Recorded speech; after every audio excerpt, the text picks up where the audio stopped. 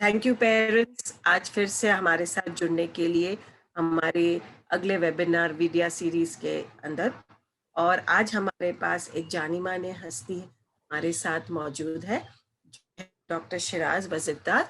वो एक ऑब्स्टेट्रिशियन और गायनेकोलॉजिस्ट है और वो पिछले 25 साल से प्रैक्टिस कर रहे हैं Masina hospital, Breach Candy hospital, Parsi general hospital, Hinduja health care hospital और होली फैमिली हॉस्पिटल। और उनकी खास रुचि उच्च जोखिम प्रसूति में है, जैसे high risk obstetrics and non descent vaginal hysterectomies में है। तो वेलकम डॉक्टर शिराज। और हम बहुत उत्सुक हैं आपके लेक्चर सुनने के लिए और हमारी पेरेंट्स की जानकारी बढ़ाने के लिए। Welcome sir. Thank you very much. मैं कोशिश जरूर करूंगी हिंदी में बोलने की, लेकिन बीच बीच में अगर मैं इंग्लिश में बोल गई तो please sorry for the same. Okay, so maternal dos and don'ts before and during pregnancy. Pregnancy एक लैंडमार्क इवेंट है हर औरत की जिंदगी में, और बहुत सारी खुशियां एक इंडिविजुअल को और एक फैमिली को है एक प्रेगनेंसी से। बट जब आउटकम थोड़ा सा भी अनफेवरेबल हो तो वो इक्वली डिवास्टेटिंग होता है और सबको काफी सदमा लगता है उसके कारण। आजकल की महिला एजुकेटेड है, अवेयर है, और उसको थोड़ा सा ज्ञान है कि हम प्रेगनेंसी के पहले ही अपना माइंड और बॉडी तैयार करें ताकि हम एकदम ऑप्टिमल हेल्थ में एक हेल्दी बच्चे को जन्म दे सके। इट इज एडवाइजेबल कि आप जब प्रेगनेंसी प्लान कर रहे हो उसके 4 या 6 महीने पहले डॉक्टर के पास जाइए। ये एक अलग चीज है फ्रॉम द टाइम व्हेन पहले तो 7 महीने में जाते थे, कभी कभी तो डिलीवरी के टाइम पे पहुंच जाते थे।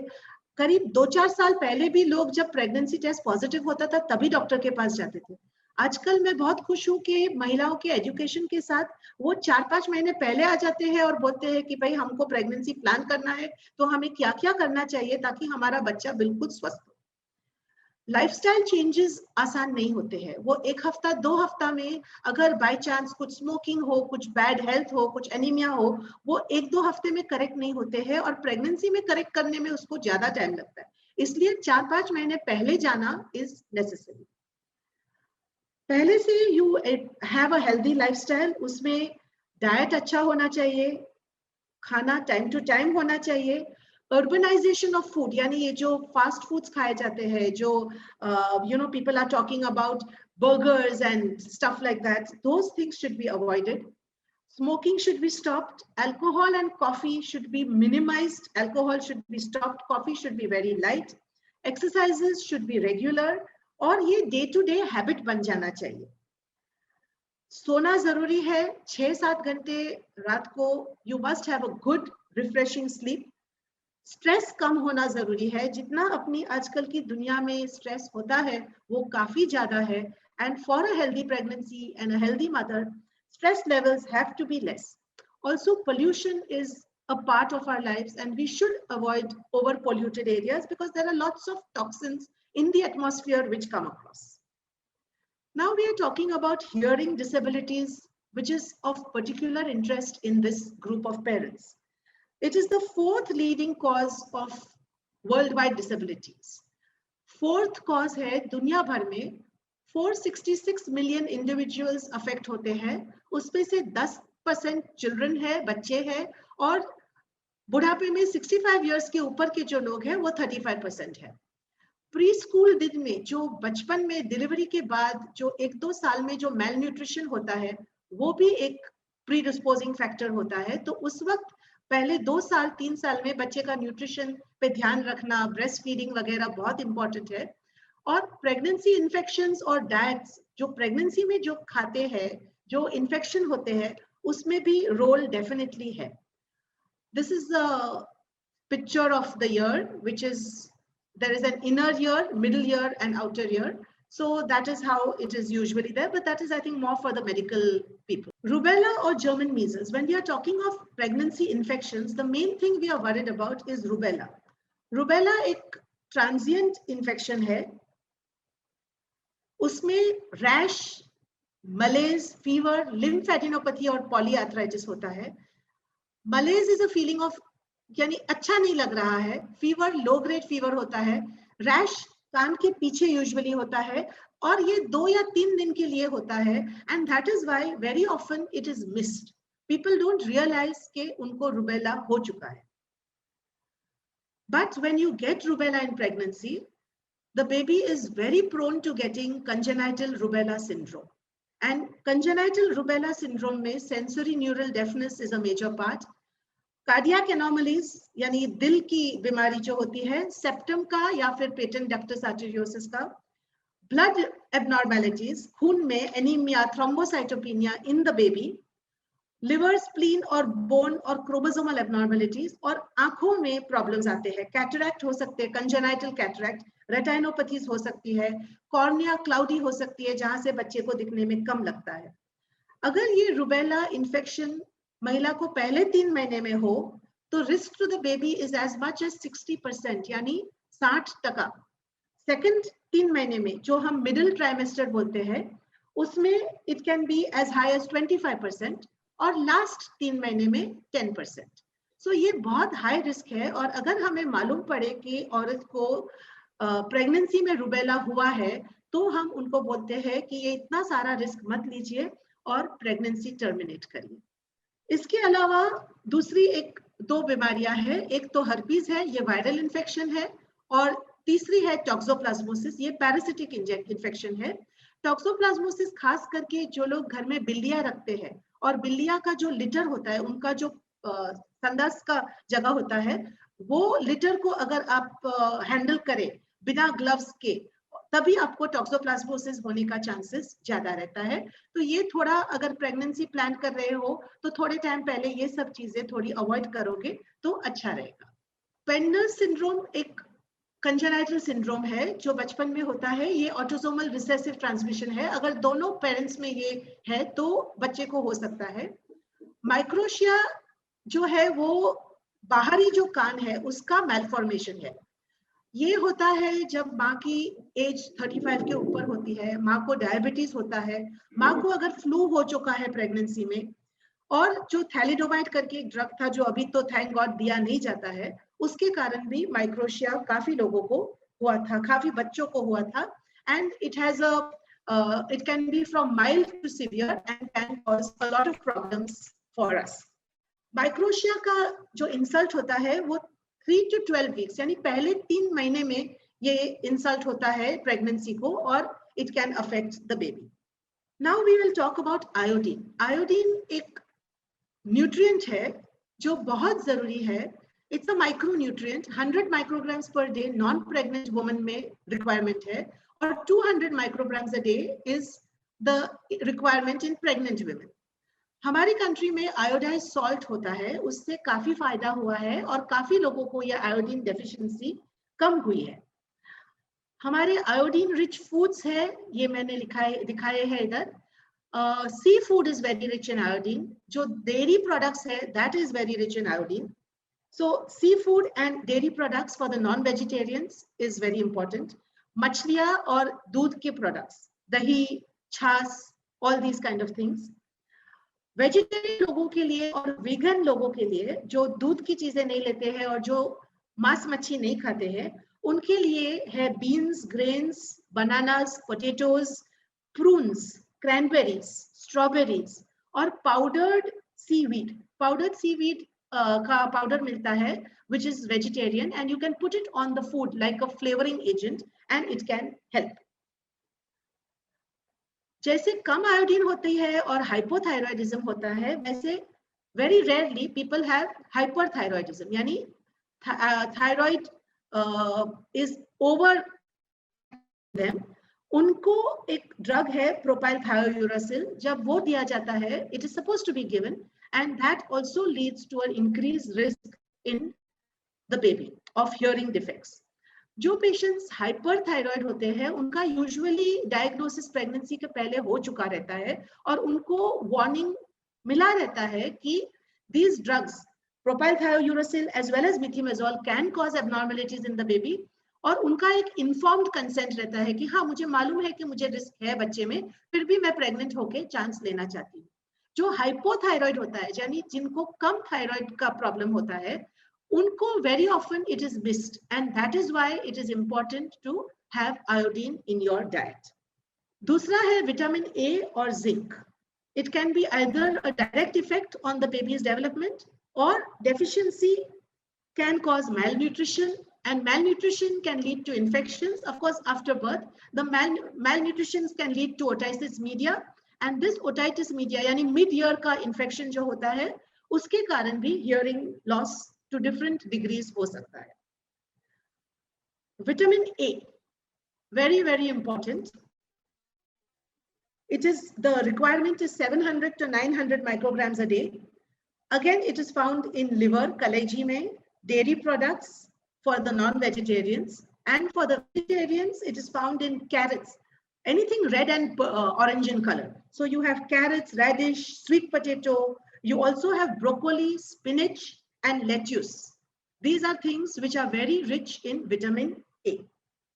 Zinc, on the other hand, zinc is also nowadays, people say 50 milligrams of zinc is useful for avoiding COVID infections. So yes, that is one thing, but it is found in meat, shellfish, chickpeas, beans, lentils, grains, eggs, nuts, and dairy products. So these things, if you incorporate in your diet, that will help you to avoid vitamin A and zinc deficiencies.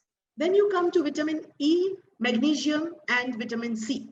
Again, trace elements, again, very important. Magnesium also very important, and vitamin C very important from the COVID point of view also, should be taken in these times by all adults. Vitamin E is found in almonds, in sunflower seeds, in peanuts, in spinach, broccoli, and asparagus. Vitamin C is found in citrus fruits, in tomatoes, in broccoli, in kiwi fruits, strawberries, oranges, grapefruits, papaya. All three together, magnesium, which is found in green leafy vegetables, nuts and grains. So E, C और magnesium साथ में कहाँ मिलते हैं? Shellfish, that is prawns and seafoods, nuts and seeds, sprouts, cauliflower and broccoli. So these are things where you will get a combination of vitamin E, C and magnesium. This is to prevent hearing losses. But there are some poisons like heavy metal poisoning, cadmium and lead. This can actually, exposure in pregnancy to cadmium and lead can actually lead to hearing loss.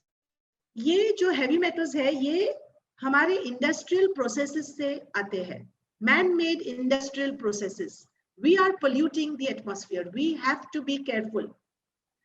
The polluting man-made processes जो है, mining, fossil fuels, जो coal burn होता है, जो oil burn होता है, plastics or batteries का incarceration by the municipality, incineration, it has to be got rid of. So when plastics and batteries are incinerated, that is where these heavy metals are released in the atmosphere. For the agricultural methods, जब हम pesticides use करते हैं in, organic farming आजकल हो रहा है, पहले जमाने में जब बहुत सारे पेस्टिसाइड्स यूज होते थे, उसमें भी जो फूड आता है, फिर उसमें ये पॉइजन आते हैं, and ingesting these kind of foods can cause hearing losses in the babies. Now you come to protective factors. What are the protective factors which will help you to avoid hearing losses and other losses in the pregnancy? Fish is a very good thing. Pregnant women should be encouraged to eat fish, but at the same time, don't eat raw fish like is available in sushis and all that. So raw cheese nahi khani chahiye. Well cooked fresh fish is very good. Fish spoils easily, so don't have it from restaurants क्योंकि वो खराब हो जाती है. आप खुद अगर buy करते हो fish fresh होती है, तो it can be very good for you. और कहा जाता है कि more than 2 servings per week is ideal, at least 2 servings. हफ्ते में 2 बार थोड़ा सा fish खा लीजिए, it will definitely help you. Then you have PUFA. PUFA is polyunsaturated fatty acids. They are available in walnuts, sunflower seeds, flax seeds, soya, and again in fish. Beta carotenes are available in carrot, sweet potatoes, spinach, and apricots. Certain antioxidants and omega-3 fatty acids. These are also supposed to be very good. Antioxidants तो vitamin A, E, C, zinc, magnesium, ये मैंने आपको पहले ही बता दिया है. और omega 3 fatty acids जो है वो भी you get omega 3 fatty acid tablets, लेकिन अगर आपको टैबलेट नहीं लेना है तो फ्लैक्स सीड्स और chia seeds, these are very rich in omega 3 fatty acids, so 1 teaspoon of flax seeds a day in pregnancy is advised. Preparation for pregnancy, जैसे मैंने आपको पहले बताया 3-4 महीना before you stop using contraception, please go to your doctor, visit a obstetrician and plan your pregnancy. Certain blood test करना चाहिए. Blood test में एक तो आपका hemoglobin होता है, फिर शुगर टेस्टिंग होती है, थायराइड का टेस्ट होता है. तो अगर शुगर हाई है तो डायबिटीज का ट्रीटमेंट हो सकता है to get a optimal sugar level before you get pregnant. Thyroid अगर लो है तो उसका भी ट्रीटमेंट हो सकता है so that you can have a proper thyroid health when you get pregnant. Rubella का टेस्टिंग होता है, रूबेला का IgG लेवल होता है, वो अगर नेगेटिव है तो रूबेला का वैक्सीन लिया जाता है. रूबेला वैक्सीन लेने के बाद 3 महीने तक प्रेगनेंसी नहीं होनी चाहिए. तो अगर ये पहले से डिटेक्ट होता है तो आप प्रेगनेंसी में आपको रूबेला नहीं होगा अगर आपने वैक्सीन लिया है. अगर रूबेला IgG पॉजिटिव है यानी आपको रूबेला कभी तो बचपन में या जवानी में हो चुका है और बिकॉज ये खाली 2-3 दिन का एक ट्रांजिएंट इलनेस है, आपने मिस किया है, आपने डायग्नोज नहीं किया है और आपको हो चुका है तो आपको वापस होगा नहीं, तो आपको वैक्सीन लेने की जरूरत नहीं है. फ्लू वैक्सीन भी एक चीज है, जैसे फर्स्ट ट्राइमेस्टर में जब फ्लू होता है तो भी बच्चों को ज्यादा फीटस को एबनॉर्मलिटीज होने की चांस होते हैं. फ्लू वैक्सीन हर साल बदलता है, it is to be taken once a year और हर साल जून में WHO जो स्ट्रेन है प्रिवेलेंट फॉर द ईयर वो वैक्सीन रिलीज करता है और जून जुलाई तक ये मार्केट में आ जाता है and your doctor can give you the vaccine. So if you are planning a pregnancy तो आप प्रेगनेंसी के 2 महीने पहले ही ये वैक्सीन ले सकते हैं. अगर आपने नहीं लिया है तो प्रेगनेंसी के वीक्स हो जाने पर आपके ऑब्स्टेट्रिशियन आपको ये वैक्सीन दे देंगे. थैलेसीमिया ट्रेट, थैलेसीमिया मेजर और थैलेसीमिया माइनर 2 अलग अलग बीमारियां हैं. थैलेसीमिया मेजर जो है उसमें बच्चे को घड़ी घड़ी ब्लड ट्रांसफ्यूजन की जरूरत पड़ती है, बच्चे का लाइफ स्पैन कम होता है and it is a major illness. Thalassemia minor जो है वो खाली एक ट्रेट है. अगर आपको थैलेसीमिया माइनर का ट्रेट है तो आपके हस्बैंड को चेक किया जाएगा, अगर वो नॉर्मल है तो फिर नॉट टू वरी. अगर हस्बैंड वाइफ दोनों को थैलेसीमिया माइनर ट्रेट है तो फिर बच्चे को थैलेसीमिया मेजर होने का चांस रहता है और उस फीटस को टेस्ट करना इन यूट्रो जरूरी है ताकि अगर थैलेसीमिया मेजर हो तो फिर टर्मिनेशन ऑफर किया जाता है. Regular avoid smoking, drinking, avoid taking stress, start nutrients. Folic acid जो है और बीकोजिंक के टैबलेट्स आते हैं. फॉलिक एसिड एक माइक्रोन्यूट्रिएंट है, उसको जो हम लोग बोलते हैं कि ओपन न्यूरल ट्यूब डिफेक्ट्स होते हैं बच्चों में, ये काफी सीरियस है और अगर ये प्रेगनेंसी के टाइम पे चालू किया जाता है 2 महीने पहले before getting pregnant, then it goes a long way in avoiding open neural tube defects in the baby. Regular exercise, just walking, you don't have to gym में जाके कुछ एकदम हैवी वेट्स और वगैरह सब तो बिल्कुल नहीं करना चाहिए. प्रेगनेंसी के प्रीवियस पीरियड के 2 हफ्ते पहले एब्डोमिनल एक्सरसाइजेस नहीं करनी चाहिए, वो जो हम क्रंचेस वगैरह नहीं करना चाहिए. Regular exercise, regular sleep, this is very important. Start 2 to 3 months before you get pregnant. That is very, very important. Okay. Now, what are the do's and don'ts in pregnancy? Diet, you are allowed to eat anything which is clean and good and have a good diet. हमने आपको बताया है कि क्या-क्या foods incorporate करने चाहिए. Walnuts and almonds. 5 walnuts and 5 almonds a day should be taken in pregnancy once you diagnose a pregnancy test positive होने पर. Flax seeds, एक रोस्टेड फ्लैक्स सीड्स रेडीमेड मिलते हैं या आप लाके घर पे रोस्ट कर सकते हैं. 1 चम्मच, small teaspoon full of flax seeds every day, rich in omega 3 fatty acids, will also help you. एक बार प्रेगनेंसी हो जाए, आप प्रेगनेंसी टेस्ट पॉजिटिव हो जाए, फिर पहले 7 महीने आपको हर मंथ आपके डॉक्टर को दिखाना है. उसके बाद 8वां महीना में आप 15-15 दिन से दिखा सकते हो और लास्ट मंथ में हफ्ते-हफ्ते से दिखा सकते हो टिल यू डिलीवर. पहले 3 महीने खाली फॉलवाइट और बीकोजिंग दिया जाता है, उसके बीच में उसके बाद लास्ट तक आयरन और कैल्शियम के सप्लीमेंट्स दिए जाएंगे आपको और ये आयरन और कैल्शियम सप्लीमेंट्स जब तक आप बच्चे को दूध पिलाते हो तब तक आपको देना चाहिए। प्रेगनेंसी में आप क्राउड्स अवॉइड कीजिए, because you don't know who is sick and who will pass you some infection. Do not visit relatives in hospitals when they are sick. हाँ, किसी को हार्ट अटैक आ गया, किसी को कैंसर है, उनको मिलो, वो आपको लगेगा नहीं। लेकिन जिसको फीवर है, जिसको कोविड हुआ है, ऐसे लोगों को, I mean कोविड तो is not allowed, but what I'm saying is कि people who have infections, please do not go to meet them, no matter how close they are to you. Polluted factory areas, जैसे मैंने बोला, factories से जो smokes निकलते हैं, ये जो पोल्यूटेड एरियाज है, इंडस्ट्रियल एरियाज है, वहां जाना अगर कम होगा तो अच्छा रहेगा। Basically you have to behave sensibly and you have to take plenty of mental and physical rest. Some dos are there, ये जो डूज ऑफ प्रेगनेंसी है, गेट लॉट्स ऑफ स्लीप, बहुत इंपॉर्टेंट है, 6-7 घंटे रात को। अगर आप हाउसवाइफ है, काम पे नहीं जा रहे हैं, तो दोपहर में 2 घंटे एटलीस्ट लाई डाउन, भले आप सो नहीं जाओ, लेकिन उतना रेस्ट आपके लिए इंपॉर्टेंट है। टेक मल्टीविटामिन, पहले 3 महीने में फॉलवाइट और बिकोजिंग, उसके बाद आयरन और कैल्शियम। रेगुलर एक्सरसाइजेस, यहाँ पे ये जरा मुझे बराबर नहीं लग रहा है। Walking on a treadmill I would not advise, क्योंकि ट्रेडमिल चलता रहता है, अगर बाय चांस आप गिरे या कुछ बीच में प्रॉब्लम हुआ, it is better to walk on a plain ground where you can control your walk.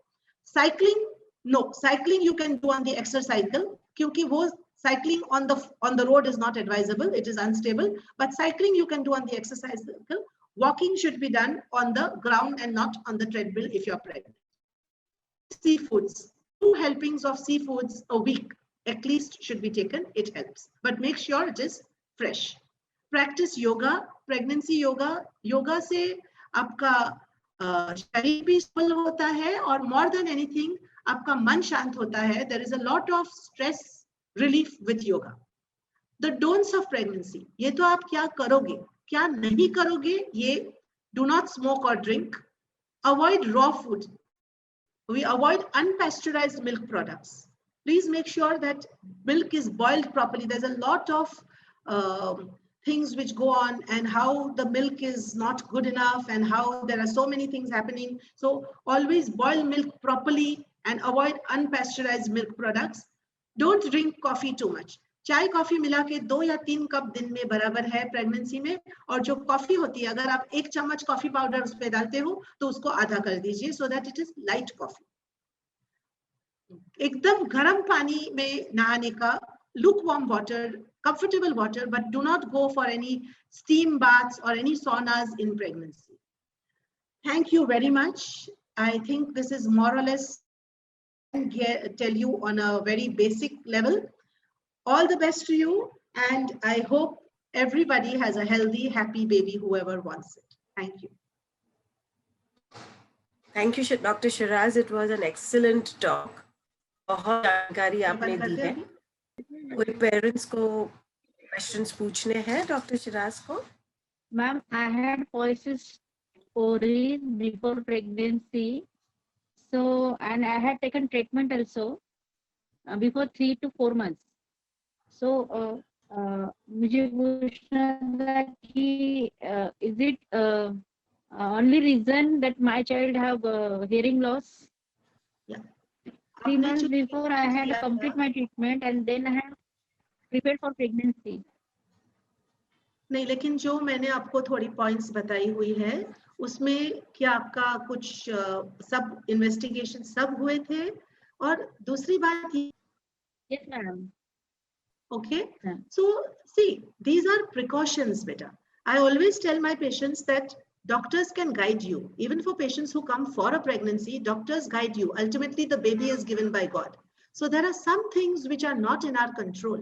So sometimes, in spite of all precautions, something can happen. कुछ हो सकता है। और कोई है जो इतने केयरलेस है, जो ड्रिंक भी करते हैं, स्मोक भी करते हैं, सब कुछ करते हैं, फिर भी उनके बच्चे नॉर्मल होते हैं। तो ये आंसर मैं आपको रियली दे नहीं सकती। हेलो मैडम, नमस्ते। नमस्ते। मेरा ब्लड ग्रुप ए पॉजिटिव है जी।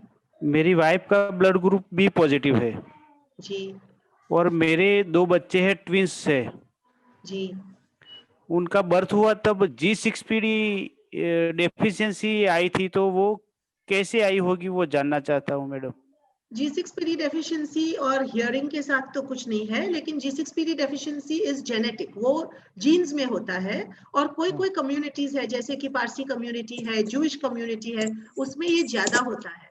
तो ये एज आई सेड, ये खाली एक जेनेटिक चीज है। और G6PD डेफिशिएंसी इतना भी कुछ नहीं है, it is just a question of कोई मेडिसिन अवॉइड करनी पड़ती है और थोड़ी सावधानी बरतनी पड़ती है। आप कभी भी कोई भी बीमारी के लिए जाओ तो आपके पीडियाट्रिशियन को बताना पड़ेगा कि भाई मेरी बच्चे को G6PD डेफिशिएंसी है, ताकि वो कोई एंटी मलेरियल्स है वगैरह है वो आपको ना दे। Otherwise it does not come in the way of leading a normal life.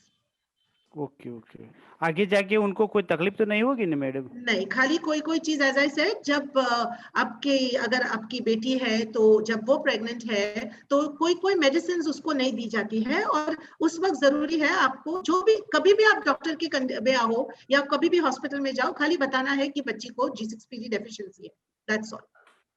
Okay okay, मेरा एक बच्चा नॉर्मल है और दूसरे बच्चे को हियरिंग लॉस हो गया था। डॉक्टर, मैं यहाँ Can't पे be. ऐड कर सकती हूँ प्लीज? Ji, yes.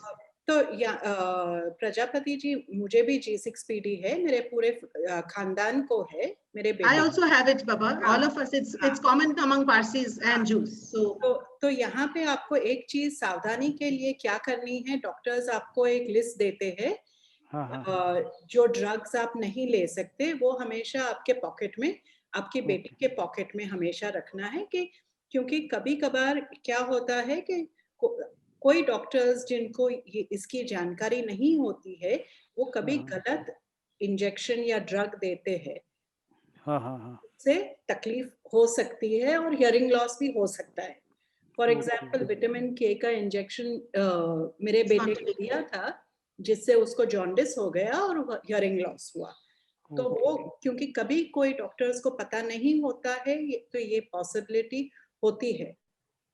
लेकिन जब हम बेबी डिलीवर करते हैं, from the cord blood we always check for G6PD and all that, and vitamin K is usually given after getting the report, and nowadays there is a different type of vitamin K which is given which will not interfere with G6PD. हाँ, नमस्ते ma'am, मेरा problem है, मेरे बेटी को ना microtia हुआ वाला है और अभी मैडम ने बताया 35 के बाद हो सकता है ना बच्चे को माइक्रोशिया। पर जब मैं प्रेग्नेंट थी तब मेरा 25 ईयर ओल्ड था मेरा, फिर भी उसको माइक्रोशिया हुआ वाला है।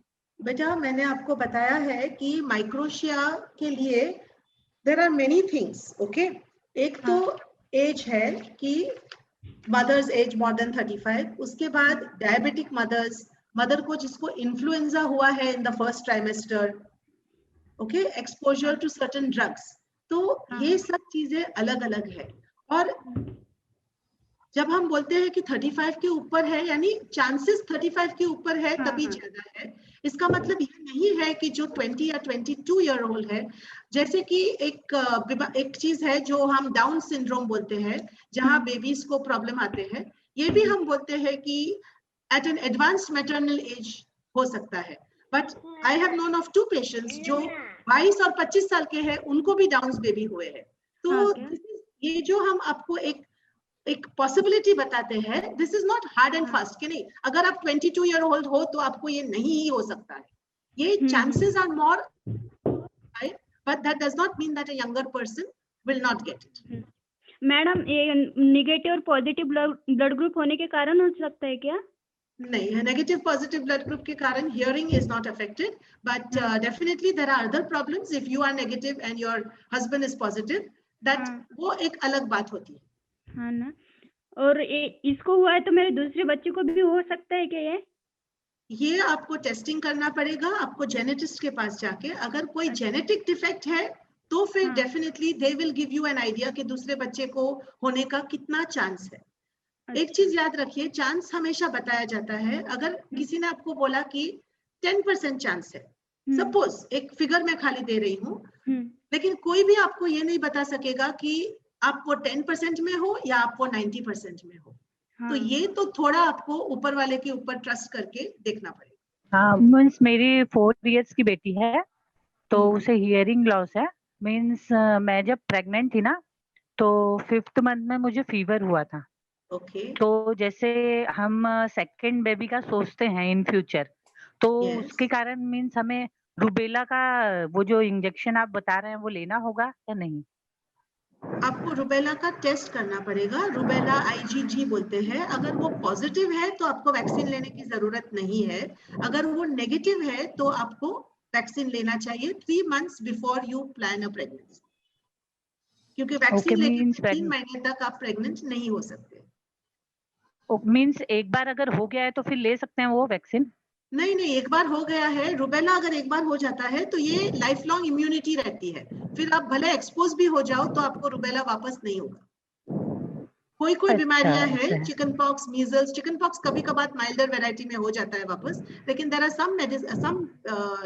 सम इलनेसेस व्हिच एक बार होके अपने को लाइफ लॉन्ग इम्यूनिटी मिलती है, so then you are not हुँ। वरीड। लेकिन अगर हम सोचते हैं तो फिर वो मीन्स ऐसा हियरिंग लॉस उसे सेकंड बेबी को ना हो, तो उसके लिए मीन्स उसके क्या लिए करना आपको होगा हमें? आपको डॉक्टर के पास जाना पड़ेगा, आपको जेनेटिस्ट को बताना पड़ेगा कि कोई जेनेटिक डिफेक्ट नहीं है, खाली ये फीवर के कारण अगर इंसल्ट होके हुआ है, दैट ऑब्वियसली आप अगर फीवर वगैरह सब जो प्रिकॉशंस लोगे, that you have to take. Okay. और एक बात मुझे ये पूछनी थी, जैसा अभी सब ऐड में दिखाते हैं वो स्टेम सेल्स वगैरह का, तो वो क्या है वो? मीन्स बेबी का कॉर्ड स्टेम सेल्स वगैरह रहता है ना? हाँ, तो stem cells are the earliest cells in the body. जब पहले जैसे आप जानते हैं एकदम माइक्रोस्कोपिक होता है सब, फिर वो ग्रो हुँ, होके वो बच्चा 3 किलो का बच्चा बन जाता है। तो स्टेम हुँ, सेल्स एक ऐसी चीज है जो पहले इनिशियल सेल्स है बॉडी में, जो हार्ट बनता है, फिर आई बनता है, फिर कुछ और बनता है। तो a stem cell is something which can become any cell in the body. Okay, लेकिन ये एक बार हार्ट सेल हो गया फिर वो आंख या कुछ और नहीं बन सकता है। मैं एकदम सिंपल वर्ड्स में आपको समझाने की कोशिश कर रही हूँ। अपने प्लासेंटा में ये स्टेम सेल्स बहुत सारे रहते हैं, और आजकल ऐसी ऐसा the research is going on that ये स्टेम सेल्स को अगर जरूरत पड़े तो how do we manage to help people with that. So if you inject those stem cells, जैसे कि पहले for example blood cancers में we or certain things we needed a sibling, एक भाई या बहन का अगर bone marrow match होता है, तो अगर बच्चे का stem cells खुद है तो then we do not need a match. If it is there, that can be put in place of something else. So it is a complex thing, and अभी आजकल स्टेम सेल बैंकिंग भी हो रहा है blood bank की तरह, कि आपको अपने ही बच्चे का नहीं, it goes in a common pool and whatever is required is given to you. So this is something else altogether. It's like तो a life मीन्स वो insurance जो stem policy. It's like a life हाँ, ये insurance हाँ, policy.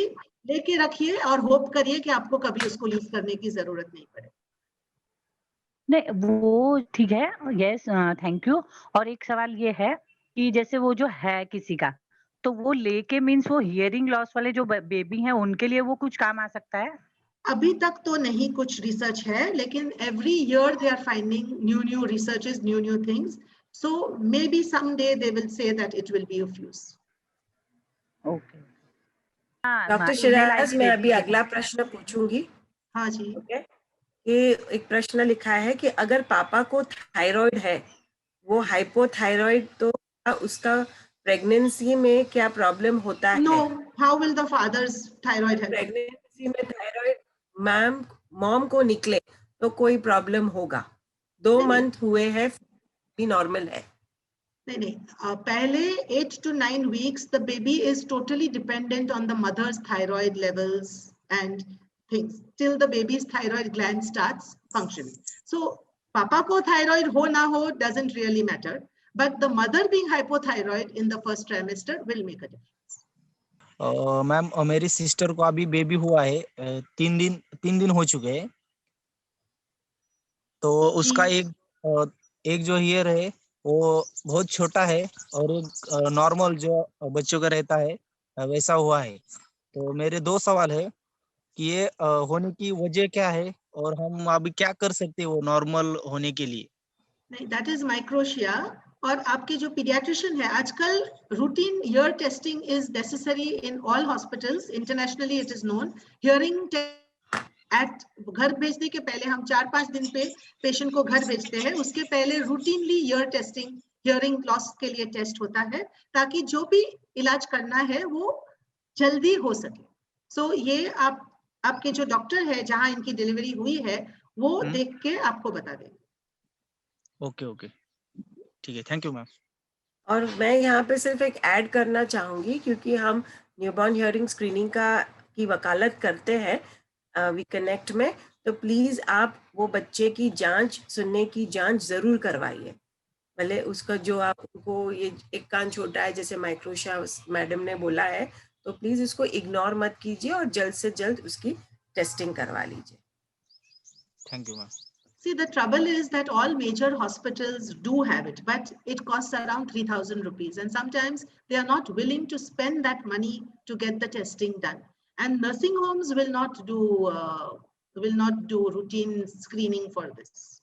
And very often they deliver in nursing homes where this is missed. और doctor दूसरा है कि हमारे पेरेंट्स सिर्फ बम्बई के नहीं है, बहुत correct, that is where it is missed. हाँ, तो वहाँ पे मिस होता है। छोटे गांव वगैरह में ये routine hearing is not done, and by the time they realise it is probably a little late. अगला सवाल किसी ने पूछा है कि मेरे बच्चे के बर्थ के टाइम थायराइड का प्रमाण ज्यादा, तो उस वजह से हियरिंग लॉस हो सकता है क्या? डॉक्टर ने मेरे बेटे का कुछ फिक्स रीजन नहीं बताया, तो मुझे लगता है कि थायराइड की वजह से उसे हियरिंग लॉस हुआ, ये हो सकता है। ये आई हैव टोल्ड यू, मेरा टॉक ही ये था कि thyroid can cause it, and thyroid should be tested and kept with in control in pregnancy.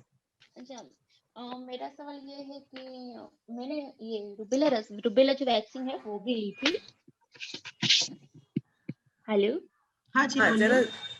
हाँ, और रुबेला वैक्सीन भी मैंने ली थी, और जब ड्यूरिंग प्रेगनेंसी, यानी मेरा जो फर्स्ट किड है वो 10 इयर्स का है, वो नॉर्मल है, एंड जो सेकंड चाइल्ड है वो ये है जो डेफनेस है उसको, बट उसके टाइम पे मैंने इंस्टासेट करके वॉमिटिंग की दवाई ली थी, तो क्या उसकी यानी बहुत ज्यादा मेरे को लेनी पड़ती थी, तो क्या उसका साइड इफेक्ट हुआ?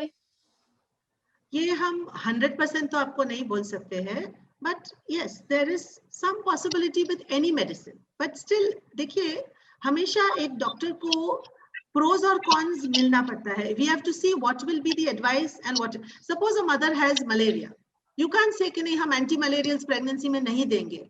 We have to treat the malaria. We can't, even if there is a risk of anti-malarials causing some problem to the mother, you still have to treat the mother. You can't let her sort of die of malaria because she's pregnant, because that is not going to help the baby in any ways. मेरा first baby है लक्ष्य करके, वो def है, and मुझे तो उसके वक्त रूबेला का इन्फेक्शन हुआ था और फीवर भी था, तो वो IgG टेस्ट भी पॉजिटिव आया था। तो अभी सेकेंड बेबी का अगर प्लानिंग करना होगा मुझे किसी दिन के बाद, तो क्या वो रूबेला की वैक्सीन लेनी पड़ेगी? नहीं, आपको रूबेला हो चुका है, आपका रूबेला पॉजिटिव है, तो आपको वैक्सीन लेने की जरूरत नहीं है। ठीक है, और अगर ये सेकंड बेबी के वक्त नहीं होना चाहिए, ऐसा कुछ हेल्दी बेबी होना चाहिए, तो क्या करना चाहिए? आपको अगर फर्स्ट टाइम अगर रूबेला हुआ है तो that is the cause, no, this is not a recurrent cause, ये वापस होने का कॉज नहीं है ना, तो फिर आपका सेकंड बेबी नॉर्मल होने का chance is definitely quite high. मेरा और मेरे पति का ब्लड ग्रुप एक ही है, तो उसकी वजह से हियरिंग लॉस हो सकता है क्या? No, blood group has nothing to do with hearing loss. कुछ डॉक्टर्स बोलते हैं कि अगर एक माँ की उम्र अगर ज्यादा हो तो आने वाले बच्चे में एब्नॉर्मलिटीज होने की संभावना बढ़ती है, क्या सच है क्या? डेफिनेटली सच है, मैंने आपको मेरे टॉक में भी बोला था कि डेफिनेटली सच है, लेकिन आजकल we are seeing older and older mothers because of education. आजकल बच्चे लड़कियां एजुकेटेड होने में ही 26-27 साल लग जाते हैं, फिर वो लोग शादी का सोचते हैं, 30-32 साल में शादी होती है, फिर 34-35 या उसके बाद बच्चे होना क्वाइट कॉमन है। सो चांसेस डेफिनेटली ज्यादा होते हैं, लेकिन जैसे मैंने बोला ये थोड़ा बहुत तो there are grown up people. I have delivered 38 and 42-year-old ladies who have had normal children, and I have delivered patients who are 22 and 23 also who have sometimes rare baby. तो चांसेस बढ़ते हैं। लेकिन जैसे मैंने पहले बोला, आप बोलोगे कि 90% चांस है नॉर्मल का और 10% चांस है एबनॉर्मल का, लेकिन आप नॉर्मल या एबनॉर्मल में रहोगे वो आपको कोई नहीं बता सकता। Even if it is a 1% chance, if you become that 1%, then for you it becomes 100%. No, you don't care whether 99 other people are normal or not. It is no consolation to you to be told that you are 1% chance and your baby is affected, because for you it is a 100% loss. मुझे वो सुनाई नहीं दिया, ma'am ने जो बोला था कि सेकंड बेबी के वक्त कुछ प्रॉब्लम नहीं होगा ना, यानी रूबेला की वैक्सीन भी नहीं लिए तो? फर्स्ट टाइम तो रूबेला हुआ था ऐसे बोला बेटा, आपको रूबेला हो चुका है तो आपको रूबेला वैक्सीन नहीं लेना है। आपको रूबेला हो चुका है, अभी आप उसको इम्यून है, आपको अभी वापस रूबेला नहीं होगा। कि हाँ, जो ये बच्चे होते हैं हियरिंग लॉस वाले और उनको आगे जाके वो बड़े होके तो उनकी प्रेगनेंसी जब होती है तो उनको ये प्रॉब्लम उनके बच्चों में होता है कि नहीं? उनके लिए कोई टेस्ट करवाना पड़ेगा कि नहीं? ऑफ कोर्स, अगर जेनेटिक कॉज है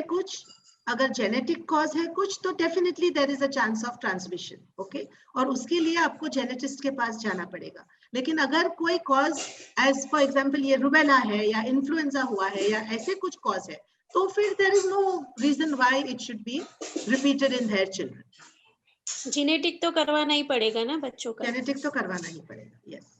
आजकल तो पहले we used to have invasive test, आजकल नॉन इन्वेसिव टेस्ट होती है जहां से माइक्रो डिलीशंस वगैरह काफी चीजें होती है, because hearing losses is usually because of micro deletions. तो ये सब टेस्ट करना पड़ता है and definitely the genetic counselor is the person who will tell you about the chances of recurrence or what. I think प्रश्न अब नहीं है, so जूली ने आप लोगों को एक फीडबैक फॉर्म भेजा है, तो प्लीज पेरेंट्स आप ये फीडबैक फॉर्म भर दीजिए। And thank you doctor Sharaj, आपने थैंक यू इंफॉर्मेशन हमको दी